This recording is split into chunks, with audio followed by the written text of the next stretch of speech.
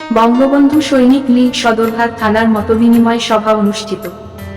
বঙ্গবন্ধু সৈনিক লীগ চট্টগ্রাম মহানগরীর সদরঘাট থানার নবনির্বাচিত আহ্বায়ক কমিটির এক মতবিনিময় সভা থানা কমিটির আহ্বায়ক আলহাজ আব্দুর রহমান চৌধুরীর সভাপতিত্বে অনুষ্ঠিত হয়।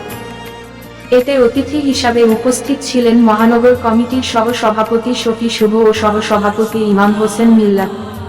সভায় উপস্থিত ছিলেন থানা কমিটির যুগ্ম আহ্বায়কগণ যথাক্রমে ইকবাল হোসেন, জাকির হোসেন কালু, মঞ্জুর হোসেন, হাসান মুরাদ, ফরিদুল আলম ফরিদ, হাজী মনসুর আলী, মোহাম্মদ শুকুর।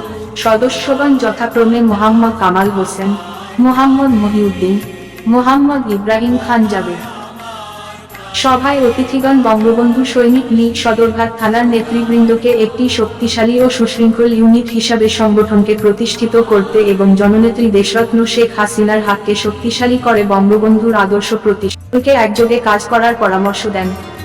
বক্তারা একটি স্মার্ট বঙ্গবন্ধু সৈনিক লীগ প্রতিষ্ঠার দৃঢ় প্রত্যয় ব্যক্ত করেন ও সংগঠনের কর্মী বৃদ্ধি করে একযোগে কাজ করার অঙ্গীকার করেন।